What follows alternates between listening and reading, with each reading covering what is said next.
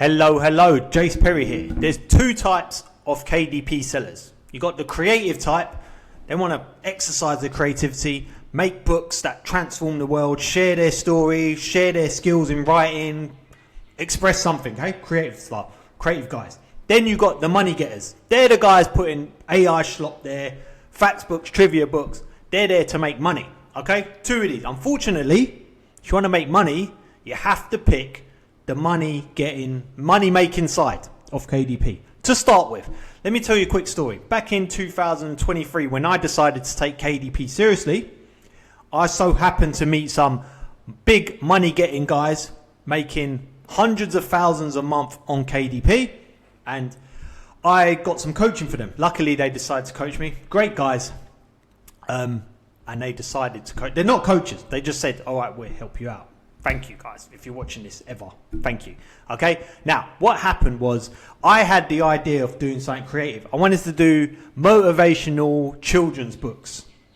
Stuff that you can't see in books these days. I found a gap and I thought, I want to do this because, you know, I feel like I can share something with the world, help some kids learn about money, learn about the stuff they don't teach you in school. Okay. A nice mission. Okay. I had the creative idea. I showed it to them, and you know what they said to me in my first coaching call? They said, right, lovely idea, but you need to decide, do you actually want to do this idea or do you want to make money? And it took me all but 3 seconds to decide, I want to make money. So this is the decision you need to make to start with. If you're below your first $1,000, make that decision now. All right?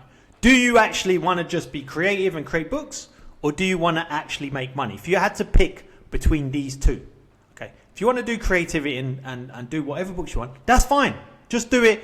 Don't expect to make any money. You might do if you're lucky, but don't expect to make any money, and you could just be happy doing that. But if you actually want to be on there and you want to start making money, you have to decide to make money. Don't get stuck in the middle. And that's where most KDP sellers are. They're stuck in the middle. So if you decide now that you want to start making money, this video is for you, because if you want to make money, there's 4 rules you need to follow in order to actually make money. Okay, so let's go into that now. Well, not with that, we're not going to. That's my volume control. Okay, KDP money making rules. All right, rule number 1. Rule number 1 is, firstly, if you want to make money, you go where the money is. Okay, these guys here on KDP that are spending loads of money, you need to go where they are. So many KDP sellers get this wrong. They're not even thinking about where to position their book. There's loads of different places to position your book, and there's loads of places you can get it wrong. If you go where the money is, sales will come a lot quicker and a lot more effortlessly. Okay, and you'll know this straight away, because if you publish a book and it ticks all the right boxes and you've got good ads, you'll get sales like within days. My clients are getting sales literally within days from creating a book to getting their first sale. 7 days, like the total. Okay, so where there's money on KDP, if you go there, you'll make money fast. All right, rule number 2. Customer focus. Now, here's the issue with when you're creative. It's a selfish act, right? Being creative is kind of like you're doing something because you want to do it. If it helps other people, that's great, and a lot of the time it does. But to start with, you're doing a book because you want to do this. And I see this time and time again. A lot of my clients come in, they've got these ideas to do books, okay, and they wanted to create this amazing book, and then we say, okay, who's it for?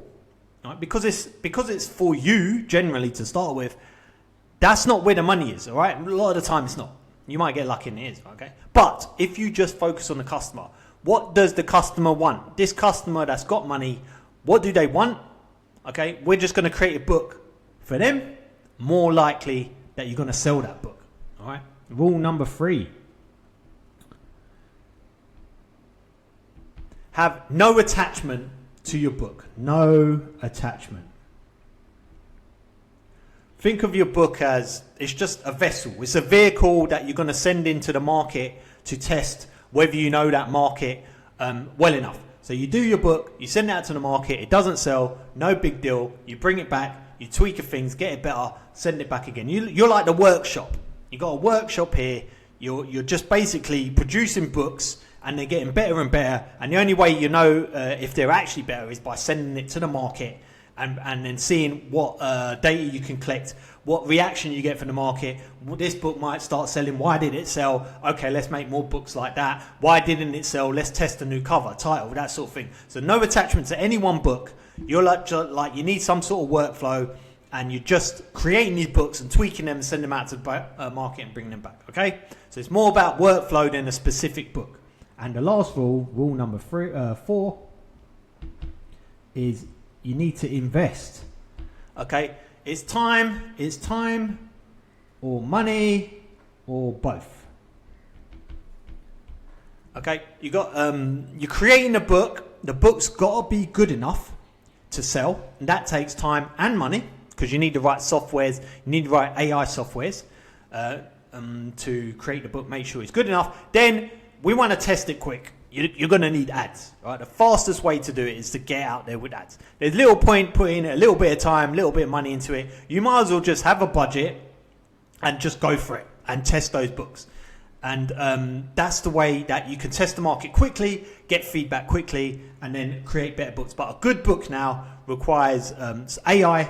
It requires time in knowledge in getting good at creating a good book, and requires money in terms of the software you use and also ad spend as well. But it's not going to break the bank if you do it right. Okay, if you're focusing on the right things, you're not going to kill yourself. Okay, kill your bank balance. You can do one good book, and it's not going to make you broke. You can get out there, test it, and then after a few attempts, you can be making money and making profitable. Sometimes on your first go, like some of my clients as well. All right, just when you know what to do. Okay, right. So let's just go over these 4 rules quickly, just to summarize. First things first, I didn't put it on there, but decide. Do you want to be a creator or do you want to make money? And I suggest you make money, especially if you're under $1,000 a month. Just go full whack on trying to make money. Rule number 1, go where the money is. There's no point putting your time and effort where there's no money. Rule number 2, customer focus. Forget what you want to make. See what customers are buying. See what customers want and fulfill their needs. They will pay you for it.